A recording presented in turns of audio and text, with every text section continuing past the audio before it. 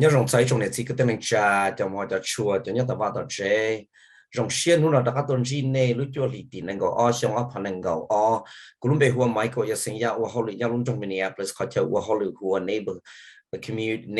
community relations department nhớ đó họ luôn trong Minneapolis kui tu sơ chế mong lo ya la kamin thế karan nhớ đó cũng lùa Hollywood nu nói ya inu chú sang cho chùa lúc lì bê mà ở giờ bé tôi sẽ thả số số khối chùa nó do lòng để cái phương dư để WIXK ý chí cho số lúc sau trong chùa thì là phát triển trên nền tảng cái luôn sau trong chùa nhớ tạo luôn trong Saint Paul cho luôn trong Minneapolis cái phương dư là mua lũ chát tàu bút khi ở nhà chỉ cái tên trả nhau luôn trong Minneapolis cho lũ yếu tôi chát tàu luôn nó thì tôi thả khi ở nhà chỉ cái tên trả số khối chùa nó do thả lòng để luôn trong Minneapolis để cụ tu King ở sở chế luôn trong Minneapolis cho biết Saint nhau luôn trong Minneapolis họ cho lưu tận tụ phong dư của tôi chờ tôi cho số của nó của Brandon Jones nhớ là hôm Minnesota Association of Children's Mental Health giờ cho lưu lòng tại nữ tụ King thiên nữ cho kế một bằng sự của họ lưu nữ chỉ nữ cho lưu chỉ sở chế lúc trong Minneapolis thì chỉ giờ cho lưu kia cái này chỉ cái tên là bao hay tiệt giờ cái nhớ lúc trong Minneapolis nó nhớ là hôm Minnesota Association of Children's Mental Health nó kế ba chuột cho nên mua kế nhiều share nữ trong nhà kia là nó được cho nhiều chỉ cái tên là lưu họ phiền để biết sĩ thả số của chùa này giờ ít cho lưu là một sĩ bảo trì gì thế bố trong nhà chỉ cái tên là nhau luôn trong Minneapolis lon đờ luôn trong Minneapolis cho nó chú cho kế cho nó cho ủa thiết kế ba chùa nhà chỉ cái tên là nhau số của chùa số chùa lưu lì bắt đầu có thể thả là biết tôi số của chùa sớm mở lì khi rồi này giàu nhiều chỉ này cho tao đó cũ nhau số của chùa này ya ta đâu lo cũ lúc bây giờ mấy cậu ya sinh ya cũ tôi sẽ tông để đuổi trâu y o bê o xa o gì bê xuân trâu y o bê o xa o gì bê xuân tất cả bê sĩ thả số của chùa nó cho rau ta là do thì giờ chỉ cho thả số của chùa nên mua lúa nu cho cái nó có hậu hủ nhau luôn trong Minneapolis chỉ hay cho tôi chẳng sự cái là lúa cái cần tao được tôi mình nhiều cái hu trâu cái ba trâu nên tôi phát chế một trâu và lúa chạy snow lò là giờ lúa chạy nó non đấy lò tê này nên mua lúa nu nên mua lúa chơi xanh cho nên lúa vào lúa chế thiết chế khúc khuẩn nên sẽ được dùng ra khu tao cũ giờ chỉ ba tao này là quý món đi thọ tao và luôn trong Minneapolis cho tu thì cho xài và hậu lựu nhau luôn trong Minneapolis và bé và cái làตัวcho hậu lựu một phần lý này sao tao kịp ba nè số của chúng ta có thể thả mình chỉ là của chờ tàu tụ phương như Brandon Jones tôi nhớ tàu Minneapolis Association of Children's Mental Health thì chúng ta lên đây ít là tụ mùa ba nhiều liều tuồng cả rồi số của chúng ta cho bé thay lù mình chỉ cho bé là họ giờ đến giờ chỉ thả để tôi chỉ nhớ chỗ nhà lúc xưa họ là cụ thiên trọng Brandon Jones ưu man trong này chỉ thả số của chúng đi cho nhau tao hậu lửa là giờ cho ta tạo trả chế là giờ cho nhau tao vào tạo chế khi sau đó chùa bé sĩ thản nó cho mental health là do kế yêu nhiều share trong điều kiện thì chế năng mua tụ nhiều share là do yêu nhiều share yêu chế năng cho kế và nhiều share chỉ sao ôn năng chỉ sao nó có hậu hủ chỉ sao ôn hậu lửa vì thì yêu mua cho kế cho share nhiều share trong điều kiện thì tiền năng chế chẳng yêu nhiều share cho và họ hay tiền nhiều cho nó được kinh thiên thì mình tu mình nhiều là bao nhiêu tu sẽ cho cái nó có hậu hậu nhiều lúc này nè nên giàu nhiều gì cho phụ nữ sẽ đó là đó số với chỗ nó bây giờ sĩ thảm mù nè bây giờ chỉ tỏ lại bây giờ sĩ thảm mù I want to welcome my friend Brandon Jones from Minnesota Associations of Children's Mental Health to Hmong Radio WIXK 1590 AM on Hmong Radio. Welcome to the Hmong radio shows, and please introduce yourself, and we will continue. If our interpreter is not here, I'm more than happy to do that work as well, and we could continue this conversation. So Brandon, please introduce yourself. Brandon. Absolutely. Thank you. It's a pleasure to be here. I see the interpreter just showed up. So I'm Brandon Jones. I am originally from St. Paul, born and raised. I grew up, unfortunately, in a household that had domestic violence. And that was one of the things that got me to the level of looking at mental health and choosing this as a career. I went to the University of Minnesota for undergraduate studies in sociology. And then I got 2 master's degrees. One's in community psychology. The other is in psychotherapy from Adler Graduate School. And with that education and that life experience, I went in and practiced mental health therapy, and I helped communities all throughout the Twin Cities metro area. Worked a lot with youth and couples. Those are my two primary areas, and did a lot of work. But in 2018, I made a change from doing clinical therapy to management, and I've been working within community organizations ever since, still delivering mental health programs, but just not myself doing the clinical work. And then just on a personal note, I'm a father. I have 3 daughters, and I'm married as well. And I like to try to keep my work and my personal life separate, but sometimes, we still have to keep those mental health lenses on. So I try to make sure that the things that I model within my family also are what I do in my practice. Hả? Tụi một ba cái nhớ đó là Cô nhớ là sẽ cũng có yên lo nhau lý do là chị là cho cô là nhau lý do là cũng chưa chả nó chỉ ta cho luôn tế rồi. Yeah. chưa chả. So Brandon giờ itu ta xin nói vào lưu đó giờ lưu ta itu sĩ thà là nhớ đó họ Minnesota Association of Children's Mental Health. Ni giờ itu tu lùa và cần tạo ta đó nhớ đó ta University of Minnesota chỉ ta lên đó ni tao ở đây. Còn tớiอาจารย์เนี่ยที่สิฟื้นให้เจ้าเก๋ป้าโดยจะให้มัวเก๋ยัวเชียนโชว์ว่าอยู่รุ่นนั่งเอ็นชอเชียหรือรุ่นนั่งเขาเนี่ยของแบรนด์ในนู้นจะเขาลุยเนี่ยเราต้องมี Association of Children's Mental Health หรือมัวเอาไปตุ้มกูมัวมีตุ้มมียัวเทียมีตุ้มมียัวอะไรจะมียัวอะไรจะป้าเชิญหรือรุ่นเชียที่จะตายเลยแต่ละอย่าอีเจ้าเก๋ตรงหนึ่งที่เจ้าเก๋ว่าเขาลุยป้าโดยจะให้ว่ามัวเก๋ยัวเชียBrandon, can you help our listener understand what exactly is mental health? Talk about here to be trong bông sơ đời nhớ số hóa cho nà tìa cái mental health là do họ mental health là do tìa cái nhua xe mua mò cái nhua xe là do đó chị. Absolutely. Mental health includes our emotional, our psychological, and our social well-being. It affects how we think, how we feel, and how we act. Mental health is a part of our everyday life. Every time we do things, it impacts us emotionally. And oftentimes people don't realize until, something impacts them in a negative standpoint that their mental health is being impacted. It also impacts throughout the lifespan. So such things that can happen throughout our lifespan, trauma, a lot of stress that we have in our day-to-day, even abuse or adversity can all impact our mental health. And another key thing about mental health is our family history. We don't think of it all the time, but the family history we have definitely impacts our mental and emotional well-being. And for some mental health diagnosis, it's one of the things that can increase the probability of having an actual mental health disorder.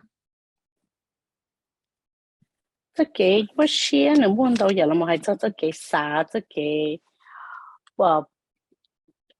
bố xe bồn chữ rồi cái nó cá nhau rồng tên nó là cái tàu là một phần cho họ cái bé xa họ cái bé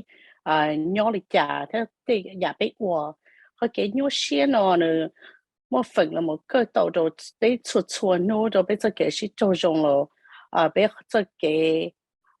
nhỏ sẽ biết nó cái nó dùng lịch trả bên là thì ngay là tao muốn ăn tao giả khổ nữa là một cái tàu trâu cho họ kỹ nhỏ xe nó làm cho trâu tức họ yêu cho cho cha để nó là yêu lúc này giờ ta là để giả khổ nữa tàu chủ sĩ tàu yêu xử lý để giả khổ tàu ở đó yêu cho mỏ lo hay là trong trái lo kỹ nhỏ xe kỹ cho chỉ cho TH 打的是了，有下啲有这啲能嘅摸對面，係真係幾多摸幾多線咯嘅，可能有我都有好有摸粉，老多了摸佢幾多線。Brandon, can you help our listener understand why is it so important to talk about mental health and then help people to understand this very in our community silent topics? Why is it so important to talk about it, and also to help people understand that there are help out there. Brandon ก็ประถามจีเดียวิลิจารณ์ที่จังจังหันไปอยู่ต่อชิถาจะเกี่ยนัวเชียหนึ่งเรากี่หมดเราเกี่ยมอว่านัวเชียเราอยู่ที่ลีจีสานอจีสาหาจีจะเกี่ยนัวเชียเราวิลิจารณ์ที่ลีจังจังไปต่อถาจะเทียก็เสด็จเทียเป้าจะเดียนี่ยอดอาจีเทียหนึ่งเขาจะเกี่ยป้านยอดเขาตื่นแล้ว Absolutely. So our mental health is very important because it affects all stages of our life. It raises the awareness of like critical topics that shows up when like, for example, people not feeling alone or isolated is one of the big things. And it is a silent problem in many communities of color. And, you know, I'm not surprised to hear that in the Hmong community, it's something that's still being understood and still being thought about how do we actually address it, because there's a lot of shame that comes with mental health disorders and mental health diagnosis. And that shame could give you a bad reputation within your family, within the community. People might not want to associate with you anymore or listen to you, or you might lose your status within the community due to having a mental health disorder. So it's important that we continue to raise awareness around the understanding of mental health to give support and people know that they're not alone and that there's nothing wrong with them. That they're still, you know, people, they're still human beings, but they may need a little bit more assistance, or they may need a little bit more support due to the mental health challenges that they have. So we need to begin to be open about the struggles and the impacts of mental health to help reduce the stigma that takes place in a lot of different communities. And one thing that I want to add here is that we definitely can lean on our culture to do this. A lot of us have cultural assets within our communities that we can utilize to help us push through some of the mental health challenges that show up. Tao cơ cái nhiều xe là nhất cái chỉnh chân người ta nếu mà phần là một cái tàu đó anh đâu giờ đâu nhớ đâu hồi giờ luôn nên hay muốn là một hay kia cái bao giờ này cái chỉnh chân là kia đầu tiên là hay tiệt nên chỉ bé nè chỉ nhớ bé tí lên đọc cho cái mồm nhiều xe thì nó sẽ cho lên cho tôi nhưng mua cái nhiều xe thế nhưng mua cái bát cháo tới cái bây giờ tôi mua tới nó cho là một thà rồi nó họ cũng như tao họ nhớ cho họ muốn rồi cho muốn là như ít họ tính mình thì chỉ mua nên là mua là một thà cho li vì cho hay tiền mua cho cái giá mua là cho cái hay để cho họ xếp bia thôi giờ là một thà cho đây nó giờ chúng ta muốn cho là một thà cho cái thế là mua cái ship bát chơi là một chỗ và chùa tù ấy giờ để bay tàu mua họ nó出去tàu đó bay了để họ nói phải tàu để dùng nhiều chỗ đó là một ba sẽ khi cho biết cho để dùng mua đây đấy mình nó là một cái tàu trong đi chợ tàu đi chợ là mua phần đi chợ là một trong này dùng cái tàu đó dùng họ kỹ nhiều xe cái thế là một ba cho cái tàu họ kỹ nâng xả để là nhỏ là ít nâng khai tụ khai sẽ chúng tin ấy là mình nhớ tới tàu ra lại để như ít họ trong là một khi tàu đầu tiên này để có này cái chia nhỏ có ít nâng xí nè ấy họ nói như ít họ trong là một 我个莫给把车了，真的有叫朋友有这能就能他莫得了么把个我个到个了包个点也莫得给了了么把。Brandon, in some community, they culturally and also historically, a lot of community react to different things differently. Why do you think it's so hard to talk about mental health in some communities? I know that in the Hmong community, you talked about a stigma, you talked about, you know, losing status in the community. To you as a professional, why is it so difficult to talk about mental health in some of these communities? Cái nhiều xe nó mới cho một thả cho sổ trong thiên thả có sẽ được lì tua bao lên thì cái baอยู่นั่นเลยvì lý do có thả mình chỉ sẽ cho vì lý do nhưng giờ ít họ nhiều hành em muốn thả cho ít chia hải năng là ít cho hải nhiều mua nhiều hải năng gì nhiều cho trợ nhiều căn cứ cho thì rồi thả nhiều thì rồi thả ít chia trăm mua lô chỉ sa thả cho vì để cho anh chỉ lo để thuaอยู่了因为lý do rồi đi con này có thì giờ ít tu năng của hậu lì lọ ba được chẳng thành rồi nó giờ vì chẳng nên thì nhiều hành cho ít cho hải năng để thả cho mental health là cái nhiều xe là nhiều cho sẽ là vì chẳng. Yeah, I think the reason why it's very difficult in some communities to talk about mental health is vulnerability. Being vulnerable is very scary. A lot of times when we're vulnerable and we're struggling with things, we may feel weak. We may feel like we're being over dramatic. We may feel like we're burdening other people with our own problems or our own struggles. And we don't want to make, their life any more challenging or any worse. And a lot of people end up suffering in silence. And another thing about stigma is this idea that we need to be okay 100% of the time. And that's not necessarily true.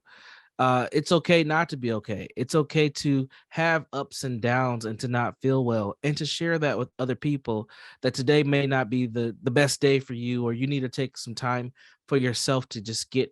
readjusted.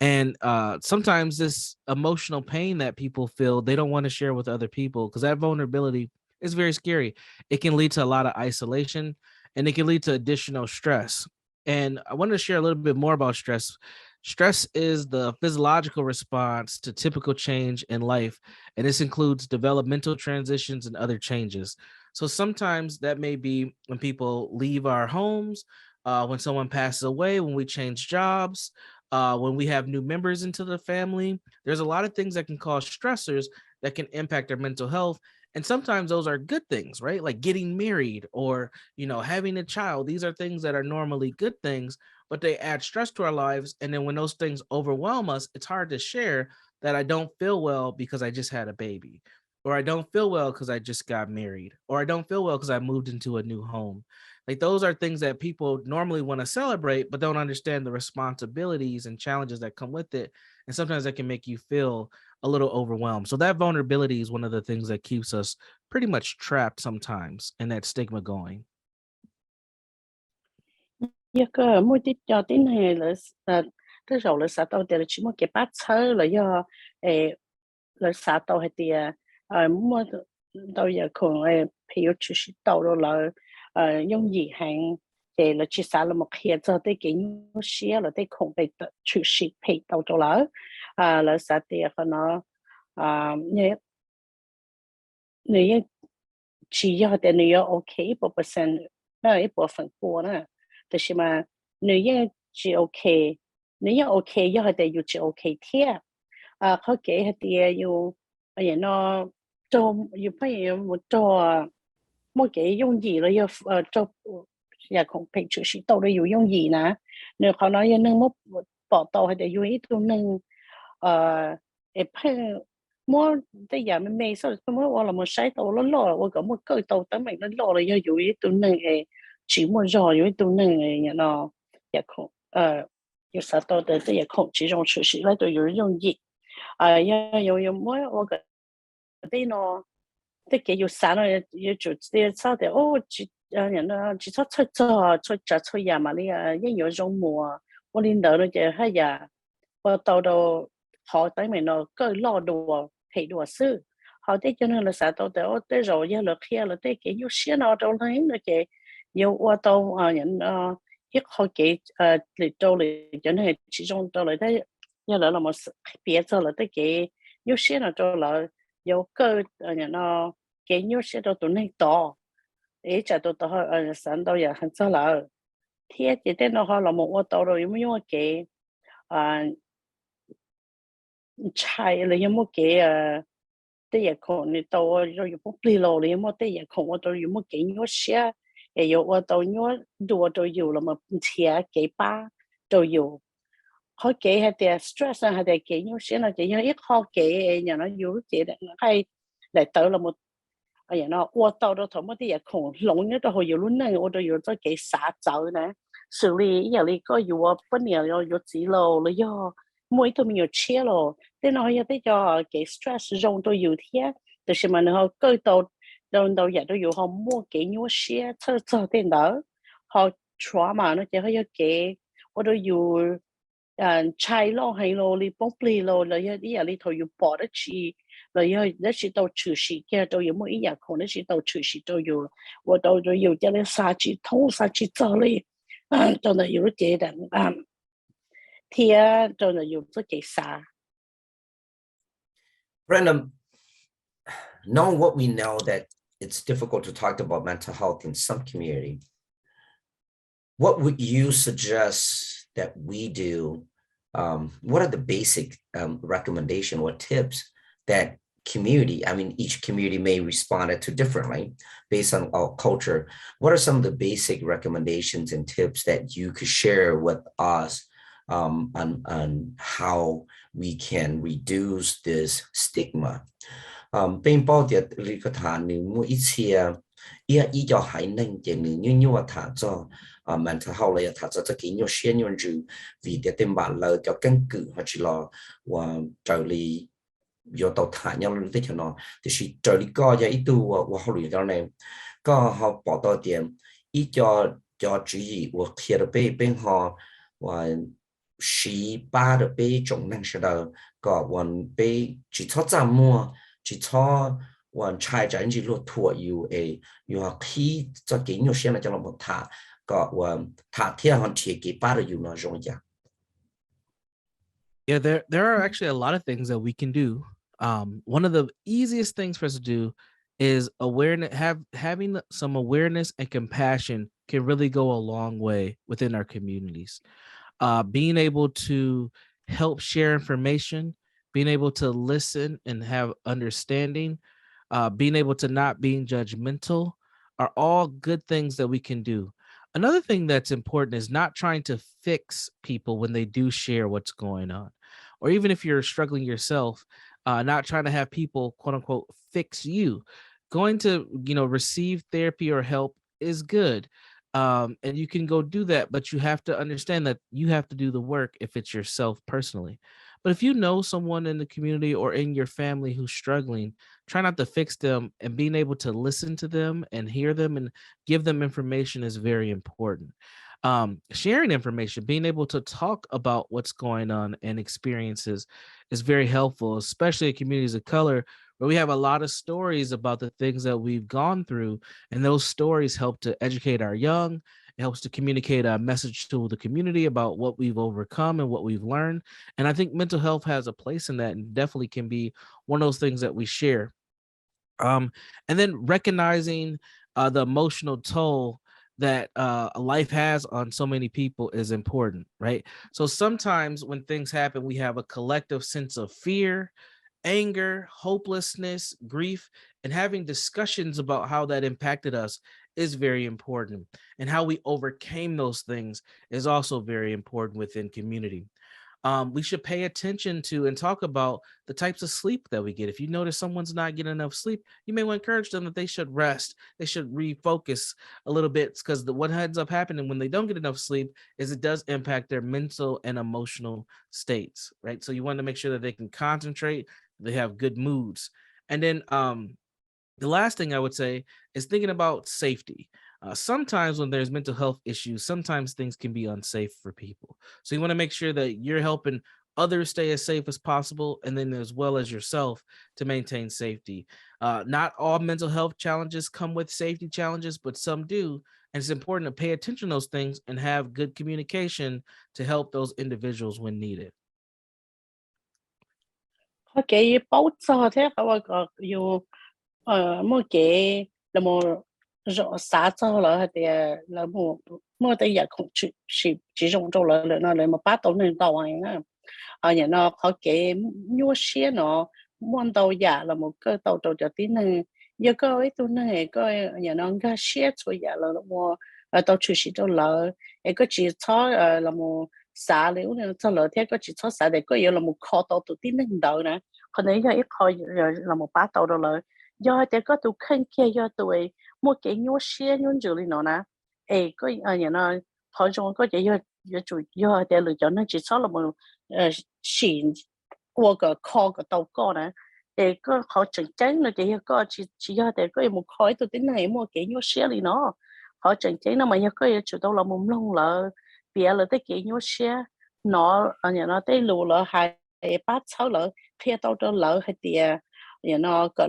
lợi chỉ nhỏ lợi tụi khen xưa mua nên bảo cho là tới cái nhau xe thế giờ xử lý tê do xử lý rất là mong tê lo là do là hay nên tê nó chạy vô là biết cho hay 我哋又講你攞都出時代，就要係呢要別咗啲，但係攞佢啲幾有冇把到啊，嗱別咗啲冇幾有些種嘅價個，但係攞啲即係保障係啲可能一出時到嚟咗呢啲車到嚟一陣時，保到係啲有冇啲保障啲，佢幾有些咯，人咯女人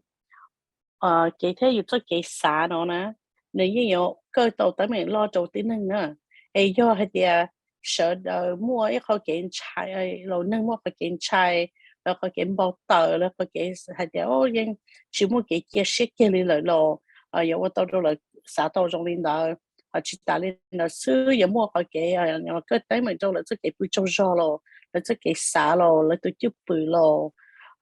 thia họ cơ nó là cái mua cái chơi sinh cho là cái nhà sinh thia chỉ要出家出呀好cái nhỏ些nó有mua cái chơi cho cái nhà sinh的什么一招一摸。Thank you, Brandon, and thank you, Pa. We will come back after a short break. Nếu chỉ có thể nói cho biết so ý mình biểu lộ ý ra ya số ta chỉ biết mà đã lo sĩ thả đùa nè, biết thứ thả tàu là và mua năng cái chỗ biết cho nó thì nó là chỉ tiếp liền biết đã lo sau đó mà một cái biết đã lo thản gì cho Brandon thì nhớ cho chúng tôi nó tiếp liền đã làm gì này.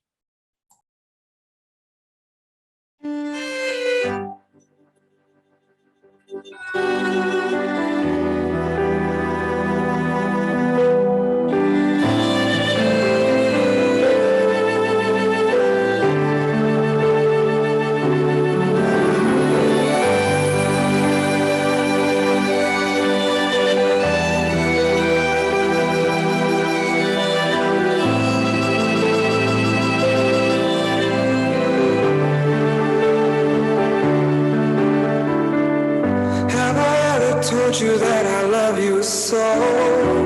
I gave you all my heart and soul. You're my only destiny. Cha yên trời mỗi sự có từ ban đầu cũ. Ya đại bóng khoác chuột cho tình nữ. Ya bóng nở cũ lưu nền nó.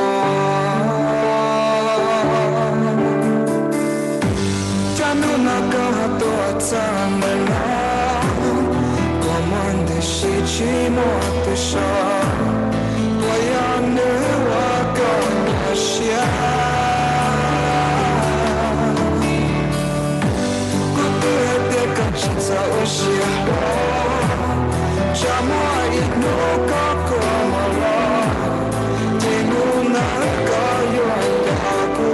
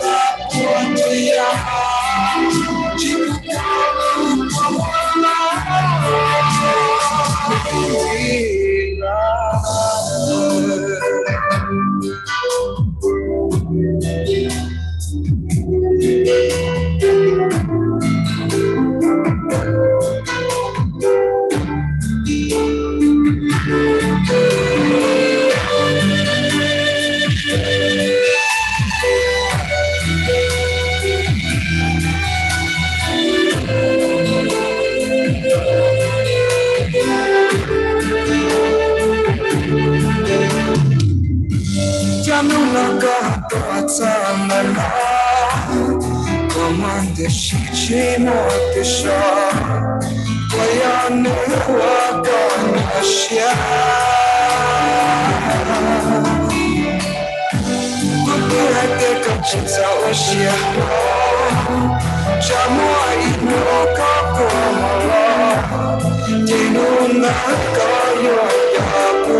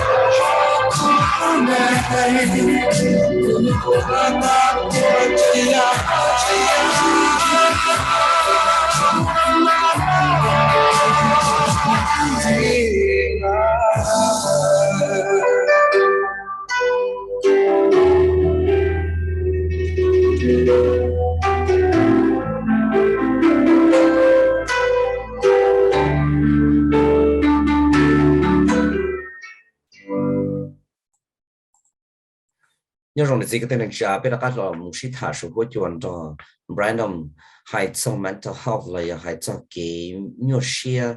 cho YouTube King. Random, what are the biggest mental health stressor currently that you know that you're working with that we can help identify? Cho我的是那个宝还的，你要叫透我第二我的都能nhiều些天么给么nhiều些的呢，搞的是那个宝的你我找出错叫那我你么给nhiều些么给么些超些的你要来去。Yes, the biggest one being, you know, the pandemic and how that's impacted so many people within our community, and it's impacted people from all ages, all generations, all ethnicities. You know, once COVID cases have started to decline, and now people are starting to return to similar ways of how we used to live prior to the pandemic. However, we still have this kind of background of understanding that, you know, another pandemic can come from anywhere. You know, we had this scare of monkeypox not too long ago. We haven't heard a lot about that recently, but, you know, we have to look at our health and what's going on around us. And that's always in the back of our mind. So what most people want is a life that's manageable and predictable. So even as people return to work or return to school, things still seem to be a little bit stressful, right? Because we're not quite out of the pandemic. COVID is still here, but the ripple effects of what has taken place during the pandemic is really what's causing a lot of the stressors. So recently we just had young people go back to school. For some people, this was their first time going back to school without mask, without being separated from their classmates, and just kind of this regular stand of school. And that's a stressor for some students, especially for those students who just started high school or just started middle school or just started elementary school or college. You know, this is their first time going back to, you know, engaging with other students in the particular way. But adults as well. Some adults are still working remotely. Some have never worked remotely. They've always been engaged in the workplace, and that he causes huge stressors as well. So, you know, we idolize what life would like, what life we would like to have without stressors, but there's a lot of trauma out there. There's a lot of things that are going on in our everyday lives still. And a lot of us, we want to go back to where we were prior to the pandemic. We want life to return to that normal. But what we've learned is that we're in a new normal. We're in a new way of living. And that's a stressor because, you know, some people just want to go back to pre-pandemic. But now that we've had this experience for over 2 years, this is where we are now. And this is how we're going to remain as we move forward. There are other stressors as well. Community violence, there's natural disasters. You know, we're seeing all types of things. Inflation. It's probably one of the biggest things that I'm seeing is financial. A lot of people who are noticing the cost of living increasing, the cost of food increasing, you know, bills are piling up, and, you know, things are becoming more and more expensive, and that's stressing people out. So, you know, people are talking about not wanting to stay in Minnesota because it costs too much and moving to another city or state. It's hard to find affordable rent, pay mortgages, pay bills, and things like that. So the financial piece is a huge stressor for a lot of people. For a lot of children and adolescents, they're looking at the adults in their lives and they're seeing, people are stressed out, they're burnt out, they're uncertain about what's going to happen next. And the young people are feeling it as well, right? So they're thinking about, what kind of future do I have as a young person, given where things are? What opportunities are out there? Having anxiety about politics and political things that are going on. And then also just a lack of feeling safe. Whether you're in community or not, safety has always been a big concern. But if you turn on the news any day, you're hearing a lot of negative things. What's happening downtown Minneapolis, what's happening in neighborhoods, carjacking. So there's a lot of overwhelming things that are happening that are impacting our mental health. Chua lúc này là để những môn tàu giả kế nhú xía là để giả khổng cái tàu tới mình là một ô tô nên mua kế nhú xía xử lý được chỉ nó này mua tàu cá máu khẩu vị của chúa là dạng đâu cho nên là sao để lúc này là chỉ nó mà này những nhú đùa thầu ổn định mua tàu cá máu khẩu vị của chúa nó thầu cho cá máu khẩu vị của chúa nó bị kỳ dù mà nó chỉ nên sao để ổn định lại tất cả là nhắc tàu là lúc này trong cái cú đi giả tạ ló từ xí má nó họ chỉ cho trong lên nói thiệt, vậy nó COVID nó mấy những cái tôi tới mà nó chua lên chua đến là lâu xua lo, nhiều nhớ đến nên từ lâu nhớ cho chua lúc dây giờ lo, thế chỉ ta lên đó xí lo, vậy nó chỉ những cái cái cho đến chỉ một lượng khó, cái món nhớ thông căn đồ này chỉ xí đồ cái pandemic đồ, chỉ để ta nó sẽ tiếp một cái chạy cho monkey park thế,但是嘛可能就是họ chỉ nói nó chỉ ăn到自己做很多了。COVID mà nếu như nhớ nói là để họ cái này là sẽ cái là một chưa cái tàu thế là một cái yêu bảo tàu thì giờ bị số này nữa họ yêu dùng đi chậm mù nó có cái tên nó thì nếu như tàu lồng tàu giờ tàu mỗi cái như sẽ tàu mình nhiều dầu tới xí xử lý cho mình nhiều lúa nó lấy vào khá một cần đợi đua trên đấy nó lấy khá một cần đợi nó tàu cho nên là một cần đợi chỉ ta lông lúc đàn ông bao nhiêu còn chưa xử lý cho nên nhiều giàu một cái hay nhiều có một biết high school rồi một biết gần đó cái mấy rồi rồi giờ một biết cái college rồi tên nó đâu giờ như mua tàu được cái nhiều xe cho lợi thiệt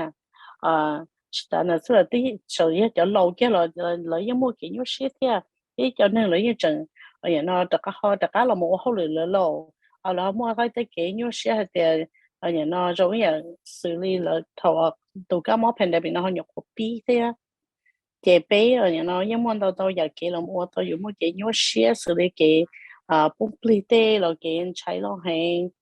món tàu giờ nhớ đâu là dùng luôn nên dùng một cái chơi trò mấy cho nên là chẳng như xã to cái tan họ thì nó bao một cái tài cái tất cả là trong này cú đùa hỏi cho nó chỉ là nó mua cái nhớ xe thì nó để mà thì giờ còn lo chữ sĩ đâu là nó chỉ bảo tất cả là một nhau là giờ chỉ tàu nhau chỉ tàu lúc nên tất cả trong này ổn định mua hoặc pandemic nó lại thiệt chỉ ta lên là sẽ là họ muốn tàu giờ còn chữ sĩ là tàu xử lý để hỗ trợ phải chỉ trong lo cho ta cho đủ lo nó cái cú hành lo là mua tên nó là họ là một cái tàu cái nhau xe tàu đi cho tín hàng theo tàu là xã tàu thì chỉ mua cái bá tàu trong lợi thiệt mua tây cho nên là lợi tây giờ không nó là những là cơ cái tới mình cho lợi tụi khăn chờ kia là thì có chỉ ta lên là số là tây cái nó hậu là điều hơn dây mua là sẽ rồi thì tây cái rồi mua cái cho sẽ cho chỉ bảo cho họ nó là giờ là một tàu rồi mua hay mua cái nhau xe nhau chữ thiệt nên tất nhiên thật sự thì là chỉ sai nhất cho họ mình tạm chỉ là vì hay thì nó kỳ thâu lại là mình nhớ hồ những chia kế là một thể đi chế rồi là thể là tên nung vì nó nhúa đi hay cho ít cho mình nhúa nó chè thế cho lúa nó chè đó lỡ bỏ cho nên lâu trong đi nó chứ một cái nhúa xe một đi nó qua tao đâu lại sát ra thì giá phải số chè nó lại chỉ bảo cho giờ thế giờ chỉ một cái chỗ kho đâu lại thì tôi cho lúa không một cái sơ xe cho rồi bị số thế là giờ sát ra thì bị số đấy họ giờ trong đi chợ đâu bé giờ một cái giờ cũng nó chỉ đâu bé là một ô tô thế là xử lý cho hay sao thế politics đó đấy họ giờ trong đi chợ thế thế là họ nhận nó mua hạt để chỉ mua cái nhà sinh thế rồi nhà tới giờ khổ mua cái nhau xuyên nó là trong này cho nên sẽ cho tu lợ ở tới nói giờ cơ tu lợ trong này cho nên sẽ cho tu lợ lò thế tới giờ khổ này tao chịu xí nhá tao không thể tới nó lò. Brandon, the stresses that you mentioned, what are their impacts on them that they bring along, because they play so many different role in individuals' lives. So what are the real impact that you see on these stressors? 还在叫研究学不大家的谈了那女哈，以前那么女早就叫研究学个还能中女早去，叫个包下的，叫研究学的那女有了么改了么，我到给操些的跑西里家到那一个这里个到包了。Yes, the biggest impact is that we're seeing a rise in people going to receive mental health treatment services, and the diagnosis of depression and anxiety are both increasing amongst people.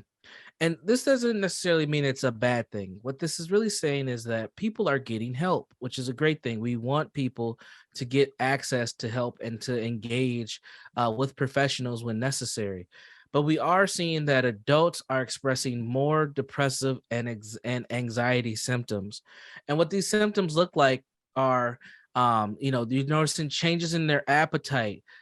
changes in their sleep. So they may be eating more or eating a lot less. They may be sleeping more or sleeping a lot less. Their activity levels have changed. They may not be as engaged in normal day-to-day activities as they like, or they may be increasing things that are unhealthy activities in their lives. Some people are having what's called ruminating thoughts. So they're overthinking things, or they're overconsumed with their mindsets and or they're overconsumed with the things that are happening within their minds. Impulsive thoughts. So thinking about things like, I'm not good enough, I'm not smart enough, I'm getting too old. I can't keep going like this. I'm stressed out. They may have impulsive thoughts as well. Self-harm is another thing that ends up happening. So people start to hurt themselves. They may, bite themselves or cut themselves or burn themselves, things of that nature. There is also the increase of helplessness, hopelessness, irritability, and then increased feelings of worthlessness that happens for a lot of people who start to express both depressive and anxiety symptoms. But one of the key signs of both depression and anxiety is when people start to lose interest in their normal day-to-day activities, the things that bring them pleasure, being around their kids, playing with their pets, being around friends, being around their partner, whatever that case may be. When people start to lose interest in those things, that's usually a sign that something's going on. Now, with adults, that's typically with adults, but with children, things can look a little different, just a little different with children. Children start to have, children typically, they don't tell us what's going on. They'll act out what's happening. And as adults, we have to pay attention to their behaviors for us to kind of help understand what's happening. So you may see these anger outbursts that happen with youth, especially with young people who don't typically get angry, to start to notice their levels of frustration increase. You may see some students or some young people who are bored. They just get super bored and they start to not want to do things like they normally do. And they isolate. They're just buried on their phone or on their iPad or on the TV or the video games, and they're not really connecting with people normally. A lot of escapism ends up happening here. You also might see them at school where they feel like they don't really care about school. They're not thinking about the future. They're not intact. They're not engaged in school as much as they normally would do. Some other signs, and hopefully you're not seeing these, but these are things that can happen. You may see bedwetting happen, increased levels of nightmares for young people. You may see them refusing to do their schoolwork. They may be throwing tantrums when it doesn't make a lot of sense for them to be doing that. And then overall, they may stop acting their age, which is a very interesting thing, where you may have an 8-year-old young person who may show the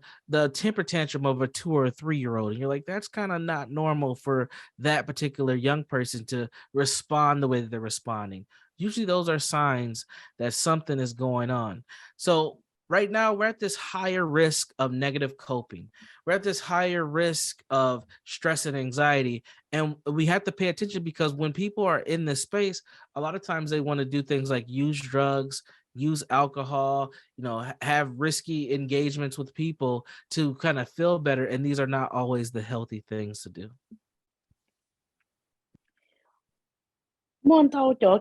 cho nên muốn kiện nhớ xía kiện thọ xía đi cho nên nó cho cái mót nó nên dây lo đầu rồi tua rồi khi nó chỉ tao chạy tao hay tiền người yêu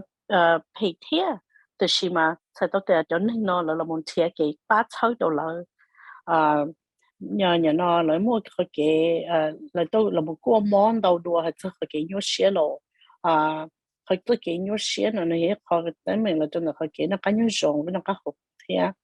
cho nên lâu là mua cái nhớ xía là cái thọ xía để cho xem chân á cho mỗi người rồng xử lý đã cá nó xử lý cái lồng được họ kỹ là nó bỏ lò là chỉ cho cá lò là họ cá lò hay tất cái bự cho ra cái thầu là bự chỉ tàu lo họ bự chỉ đấy một cái thầu là họ bự là thế cái khổng lấy cái khoai ua nó là cái rồi thầu là họ ua nó hành đua thì nó họ chỉ quan tâm bảo đi là nhà nó lấy mua cái xã cho đơn đâu giả cho thầu là lúc thứ gì rồi cho nên mua tiền rồi cho nên mua phần lon đua rồi là cho nên mua cho cái xã cho cái xã nó là xứ họ chỉ là mua cái xã cho hay là tới rồi lỡ chỉ dùng dầu lỡ chỉ dây dầu ấy lỡ nhà nó lỡ ở đây không chỉ dùng cho lỡ tụ khinh xử lý lỡ mua để là lại lỡ tụ khinh rồi lỡ mua tại tức là lỡ tụ khinh rồi lỡ mua cái chỉ mua cái chia sẻ lỡ mua thế rồi này thì chỉ nó một bát tàu lỡ mua cái bao tàu rồi thêm tới cái xã hội thì chỉ muốn nói về cái chỉ có cái xã hội lên đó dễ một lo đồ là họ còn tên nó là thì nhưng mà cái hay là tới rồi nhà nó chỉ xã hội thì không thầu ý có những khỏe ở lại những ở đâu có một cái sẽ cái trong sẽ có nhiều ở nè ở đâu có cái chỉ xã hội rất chỉ là sự天没有有了哈，么你就空你出事到了你人嗰啲就老天，但是嘛你要用因為走咗為係啲沒有有呢嘅老好似貼都有係啲老每個有些了了我老做咗然後叫了就不走是啦老那種老每個包到咯。game bao tờ là cái để lỡ giờ đó quá chỉ là phân chúa ta nó vậy sai tới là tí tôi share rồi nên muốn kiện họ share rồi tới thầu nó vậy lỡ họ nhà nó muốn share rồi nó sẽ tông hành lo là một cái iPad lo là một cái TV hành lo là tôn game hành tua lo thì đó là một sai to hay thì lỡ cho cái là một chữ rồi là một xã cho tới cái nhớ share nó này mua lo rồi theo nhớ rồi lỡ chỉ là thế này là một tên nó tí chó rồi chị họ nhớ đâu là nhà nó thọ là chỉ bỏ tao thì còn một cần tao ô tô đi chợ đâu là yêu bát tao đi chợ đâu là rồi bị số thì tí cho nó chỉ là họ thọ là mua gì lá rồi thế là mua cái ông bố số pay nhà nó là cho tao tụi chụp chỉ rong là mua có hàng phân mua cái bao tờ chỉ cả ôn là tên hồng với tên đón đợi học hiện lo họ tí cho nó chạy tí cho nhiều dầu giờ nó lỡ chừng cho tụi trước bữa rong lên chừng dầu cha lại lúc anh nhung là thế xử lý thế rồi tụi mình nhồi gì lúc xong nữa cho ngồi giờ đi tụi mình nhồi nhập họ mua ó là bé lúc xong xứ tên nó để ô tô đó là theo cái mua họ kiện hay là lấy mua kiện thọ xía là cái chỉ xả tự hữu và chỉ một cái phân mông nó giờ nó nữa giờ mua cái chỉ dùng là trong nên ô tô đó là xí là ô tô giờ không phải xử lý xí những chua rồi là hậu đây hậu chờ. Brandon, what can I do if I become aware of those symptoms that you share, and also become aware of the symptom in myself, or I see the symptoms in other people that I know and I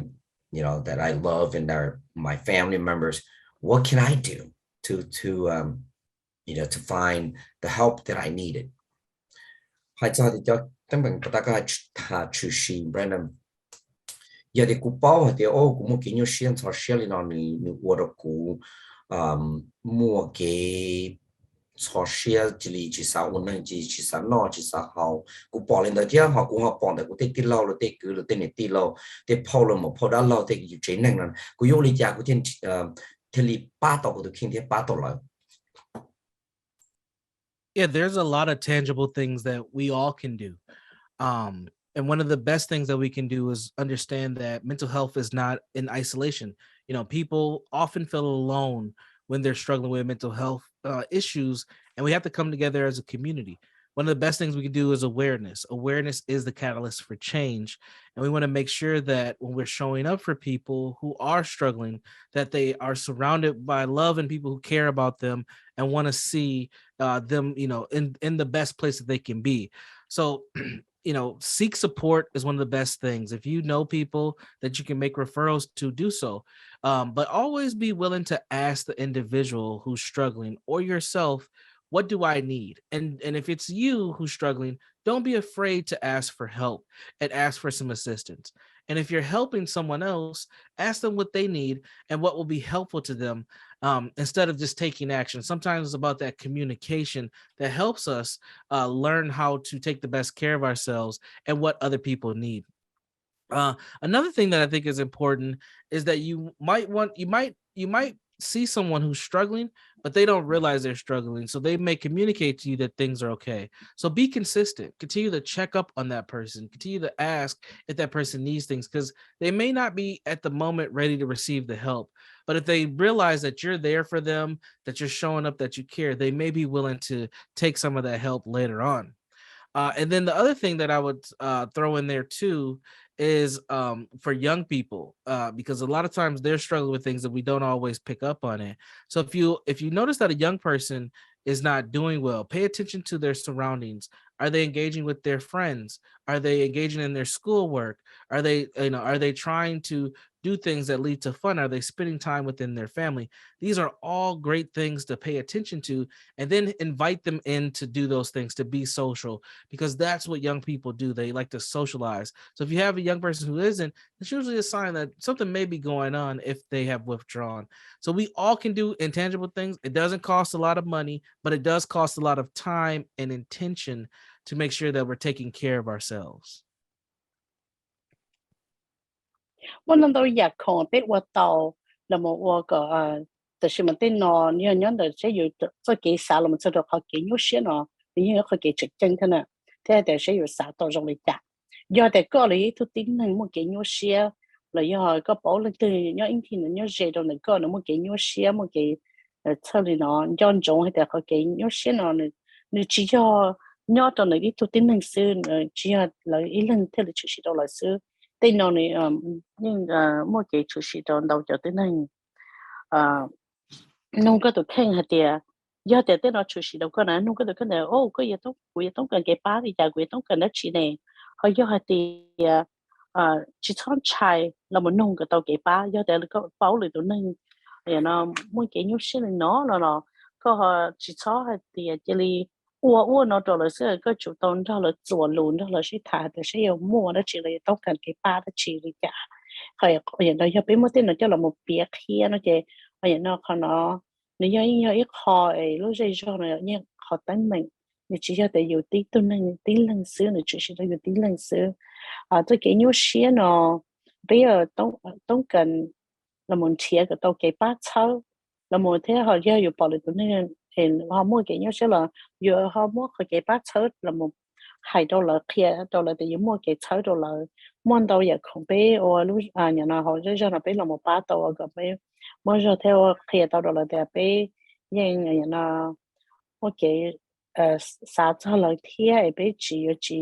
là một cái gì thì ô là họ thì mà sao đâu chỉ dùng cho là ya biết ở đây còn ok ya đây ship ba xử lý lúc đấy cho thôi mấy tuần nữa một cái nhau xe nào còn nó chơi ít khó thì hiện nay về ở chia no tôi tin rằng là lấy tốt cả nó chỉ lấy tốt cả cái bắt chỉ theo lấy bắt tàu đó là hạt khi là bắt nếu như chịu đi cha là một anh thì cái bắt sớm rồi bắt là một thì cái bắt cái tàu đó là họ nhớ là một hai số cho chợ mình nhiều dầu đấy chị tới dầu là họ mua họ cái chỉ cho kho nó lấy sát tàu thì chỉ mua cái cho kho nó ấy nhớอยู่bỏ tàu xử lý hạt tiêu ô lợi là tiếp thu nhiều là họ cho dẫn nó lô lợi là chỉ uống nó tận chỉ cần tới lô lợi tê cái nó lợi lợi khỏe ôi dạ ta lợi ô mua cái lợi gì cái trong xét rồi lợi chỉ sự chơi uo lợi lô nó chỉ ba ba lợi chơi lợi là một cùng uo tên lợi gọi lợi thà li bây giờ dầu nó chỉ hơn nhẹ uo nó chỉ muốn lợi là một ba uo tên lợi gọi là ba tàu rồi là họ kể để ô là mua cái cho xe thâu lại nhà nó có ba đời cái tàu mình chỉ tên nó cho là chỉ cho là một ba cho nên là thâu lại sao để ô nhà nó như này chỉ ba cho mình nhiều dầu như thâu lại sao để ô chỉ mua đó chỉ nhà nó chịu sĩ tàu chỉ dùng để mình nhiều dầu đó để lợi lúc này dùng để cố một xưa.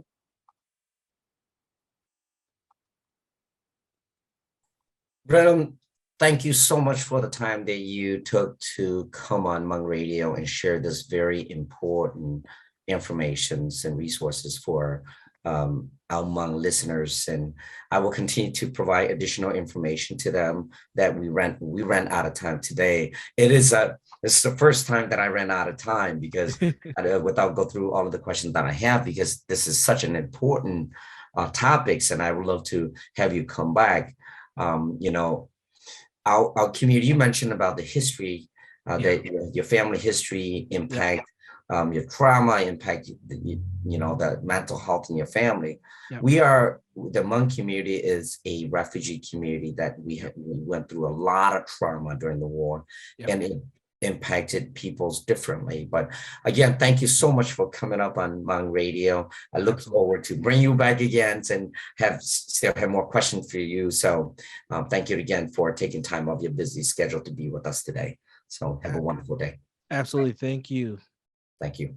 我做的 brand 的各种多着手，梦想中就让其他这条路去真正还做被梦还做这个有现场些，的被还梦出来嘛被我好根据了，有的条我有要能到着的有现到站到呀，我做的条路个都可以的被中也这个的假实的甚至多呢。Thank you.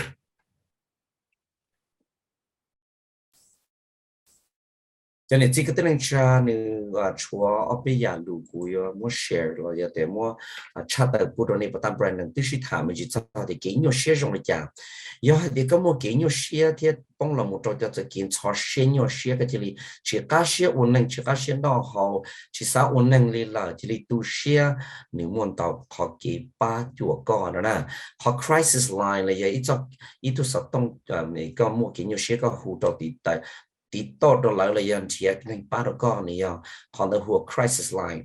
nên text là thì Minnesota giờ tụ MN thì nên chỉ text xả blow